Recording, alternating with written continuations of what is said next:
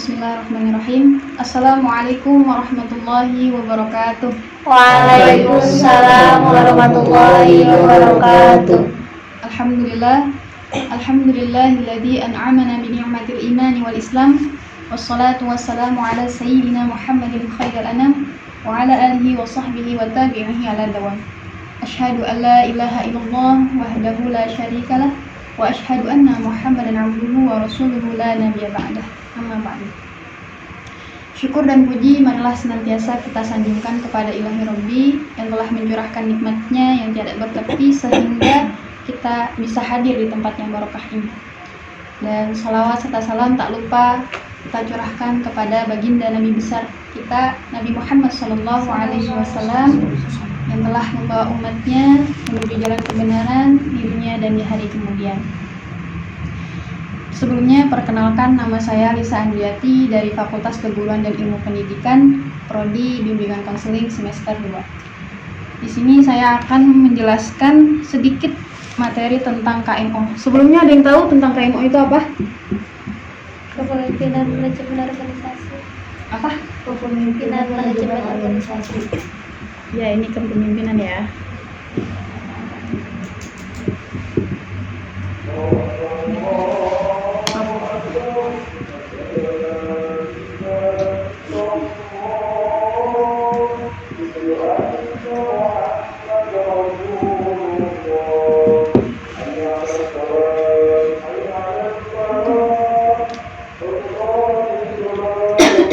Jadi setiap tiga bentuk kata ini merupakan circle yang tidak bisa terpisahkan dari setiap atau tidak bisa dilewati dari setiap organisasi. Masing-masing memiliki pengertian atau definisi tertentu, atau mungkin teman-teman di sini udah ada yang tahu pengertian dari kepemimpinan itu apa? Ada yang tahu?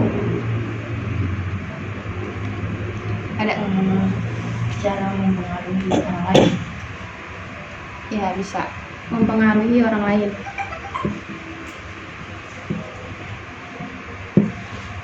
Kepemimpinan artinya itu menurut dari George Robert Terry adalah efektivitas mempengaruhi orang lain untuk bekerja sama dalam mencapai suatu tujuan yang kita inginkan. Itu menurut beliau. Lalu kepemimpinan dalam bahasa Indonesia atau sering disebut itu pemimpin, di dalam sering disebut pemimpin itu biasanya pemandu, pelopor,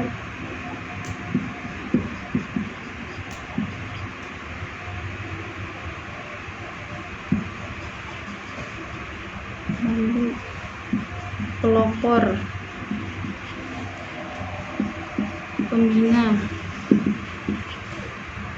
panutan, dan sebagainya. Itu pemimpin. Namun ada dari Bapak Indonesia, Bapak Pendidikan Indonesia Ki Hajar Dewantara, beliau mengungkapkan bahwa pemimpin dari konsep beliau itu ada 3 kalimat disatukan dalam bahasa Jawa. Yang pertama itu Ingarso Sungtulodo, Ingmadya Mangunkarsa, Tutwuri Handayani. Dari 3 kalimat itu memiliki arti. Yang pertama, Ingarso Sungtulodo, artinya pemimpin harus menjadi teladan, harus menjadi pendobrak dalam setiap permasalahan atau perencanaan yang sudah dibuat tapi terhambat, tidak berjalan semestinya. Teladan. Yang kedua, barulah dia bisa beralih ke Ingmadya Mangunkarsa. Artinya membangun semangat, menjadi motivator bagi anggota-anggotanya untuk mencapai suatu tujuan bersama. Yang ketiga ialah Tutwuri Handayani.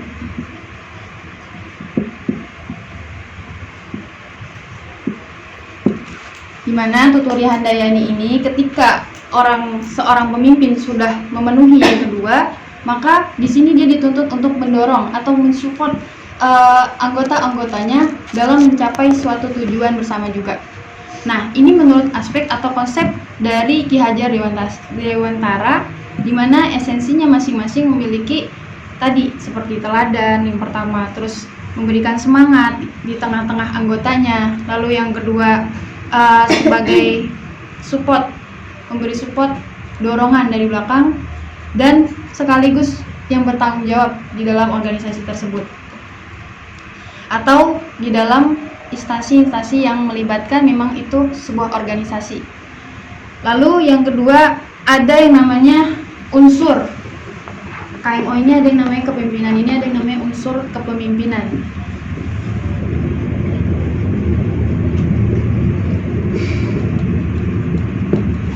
Ada 3. Pertama, manusia. Kedua, sarana. Ketiga, tujuan. 3 aspek inilah yang melibatkan untuk unsur kepemimpinan, di mana manusia ketika memimpin pasti ada yang dipimpin, dan di mana ketika memimpin pasti ada sarana sebagai penunjang untuk tercapainya suatu tujuan. Nah, tujuan ini tujuan bersama yang melibatkan semua para anggota untuk mencapai tujuan yang sudah ditetapkan kebersamaan itu pula.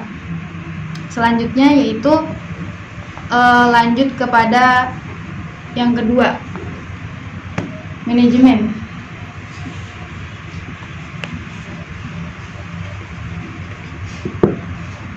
Ada yang tahu manajemen itu apa?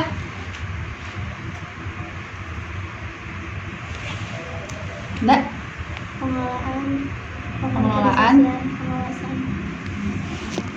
Pengelolaan. Lalu pengorganisasian.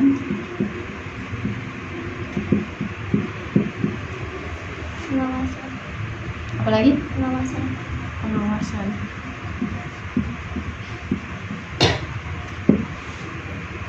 Nah, inilah yang disebut beberapa asumsi yang sudah diutarakan dari teman-teman. Yang pertama, pengelolaan, pengorganisasian, pengawasan. Nah, kalau di dalam manajemen sendiri, menurut SP Hasbian 2014 halaman 2, beliau mengungkapkan bahwa manajemen adalah ilmu atau seni proses memanfaatkan sumber daya manusia dan sumber daya lainnya secara efektif dan efisien untuk mencapai tujuan bersama. Di mana manajemen ini juga memiliki fungsi,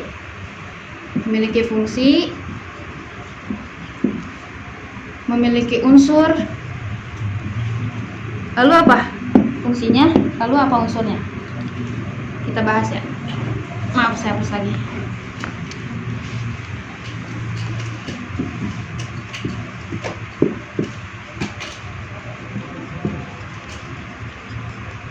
Fungsi manajemen. Ada yang tahu? Ada yang pernah dengar sebelumnya hoax gitu? Hoax.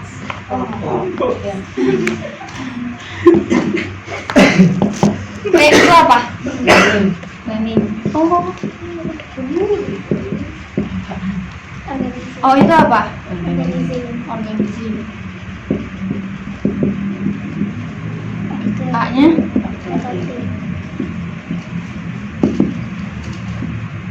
C-nya? Controlling. Namun ini dahulu, tapi sekarang ada penambahan karena memang ada perubahan di era dahulu sekarang ke era modernisasi, di mana ada yang tahu nggak teman-teman tambahannya apa kira-kira? Apa? Ada yang tahu? Evaluating atau evaluasi. Evaluating. Nah, jadi planning adalah perencanaan, organizing pengelolaan, mengatur, terus actuating itu adalah apa ya? Yang tahu teman-teman actuating apa? Kontrol, Arahan. pengendalian. Evaluating itu evaluasi, di mana setiap manajemen, setiap akhirnya ada evaluasi untuk perubahan yang lebih baik lagi ke depannya, seperti itu. Dan yang kedua, unsur manajemen.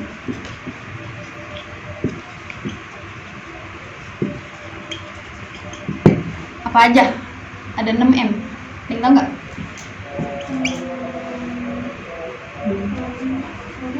Apa?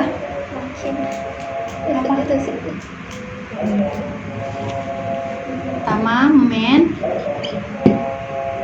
Kedua, money. Tiga, apa? Macin ya? Market. Ya, macine, market. Metode. Money, metode, Macine. material. Kelihatan nggak? Machine atau mesin ya. Ya. Market. Pertama itu men itu manusia, dimana inilah yang utamanya untuk mengendalikan semuanya.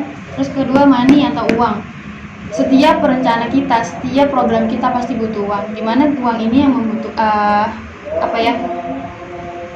dimana uang ini yang menjadikan suatu rencana kita bisa berjalan. Bisa juga yang melibatkan tentang keuntungan, pasti juga butuh uang. Dan yang ketiga itu baik, saya lanjut kembali ya teman-teman. Selanjutnya itu organisasi. Ada yang tahu nggak organisasi itu apa? Saya. Kanisma? Kayaknya? Satu atau dua orang yang berada pada satu tempat yang memiliki tujuan yang sama. Boleh. Organisasi. Jadi organisasi itu tadi kan Kania bilang satu atau dua orang. Sebenarnya itu minimal 3 orang. 3 orang yang memiliki visi misi. Sebenarnya organisasi itu adalah suatu wadah, tempat sekelompok orang-orang yang memiliki visi misi tujuan yang sama. Gitu. Itu yang disebut dengan organisasi. Nah, organisasi itu ada ciri-cirinya bisa disebut organisasi karena setiap perkumpulan kayak komunitas, ya kan? Terus organisasi bisa disebut sebagai apa ya? Oh, dia organisasi nih. Padahal bukan, mereka hanya komunitas kayak misalkan geng motor dan sebagainya. Nah, cirinya itu apa? Ada yang tahu nggak sih ciri organisasi itu apa? Pertama, memiliki tujuan. Kedua, memiliki identitas.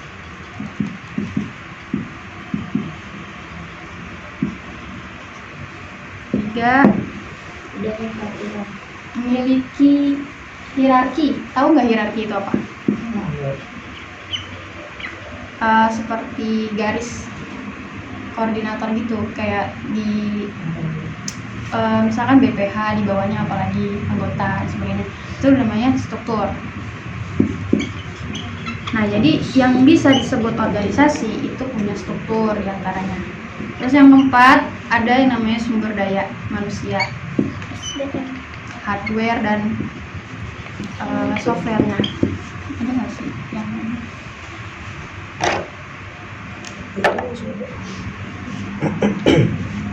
habis Yang tadinya tuh yang biru habis.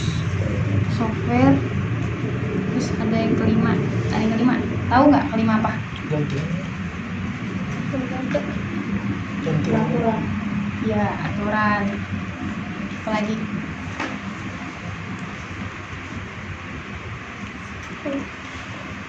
Pembagian tugas.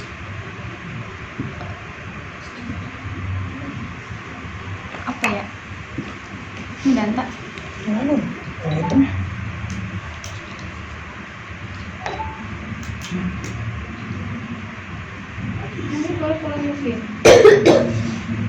Habisin itu lah. Jadi ini ya ciri-ciri organisasi. Yang pertama memiliki identitas, tujuan, terus hierarki, struktur, mempunyai namanya hardware atau software, sumber daya manusia, lalu penempatan kinerja-kinerja dari masing-masing anggota. Nah, ini organisasi. Lalu unsur organisasi di dalamnya itu ada unsurnya, seperti yang tadi, bahwa organisasi juga memiliki unsur. Apa diantaranya? Satu, manusia. Sudah pasti manusia ada. Terus apa lagi?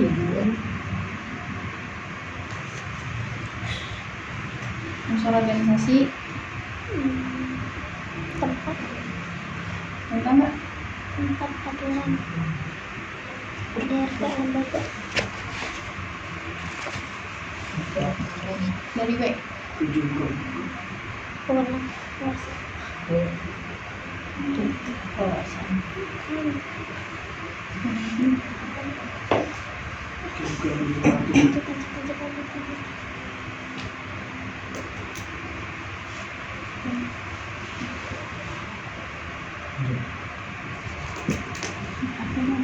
pimpinan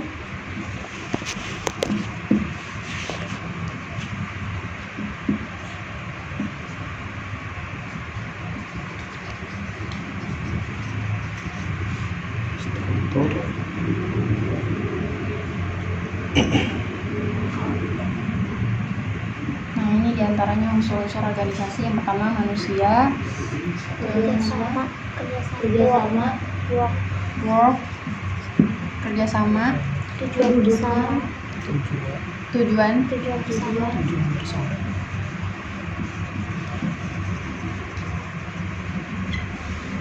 lalu lingkungan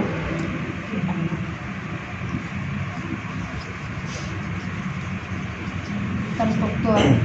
Ya. Nah, ini unsur-unsur organisasi. Jadi tadi masing-masing dari KMO memiliki arti, makna tersendiri. Lalu apa sih hubungan dari KMO ini? Dan dia tidak bisa dilewati begitu saja di organisasi. Nah, jadi kan ini memiliki hubungan antara kepemimpinan, manajemen, dan organisasi. Di mana organisasi adalah suatu kelompok atau orang-orang yang memiliki tujuan bersama, namun tujuan itu tidak bisa dapat dilaksanakan jika tidak dimanage atau tidak diatur. Nah, siapa yang mengatur manajemen ini? Seorang pemimpin. Pemimpin dapat dikatakan jika dia memiliki jiwa kepemimpinan, maka dia harus mempelajari kepemimpinan itu sendiri. Nah, kepemimpinan itu di dalam Islam ada pertama sidik, harus cerdas, jujur, selalu berisalah kebenaran. Terus yang kedua patonah. Apa patonah artinya? Apa? cerdas kerja itu Iya. cerdas Terus yang ketiga amanah. Yang keempat tabligh. Lalu menyampaikan apa yang memang harus disampaikan dan tidak menyembunyikan apa yang harusnya disampaikan. Itu seorang pemimpin. Di mana seorang pemimpin ini penanggung jawab yang begitu besar. Nah, pemimpin itu memiliki gaya kepemimpinan masing-masing. Di antaranya ada yang berbentuk otoriter. Di mana otoriter ini semua keputusan, semua tanggung jawab ada di pemimpin itu sendiri, yang melibatkan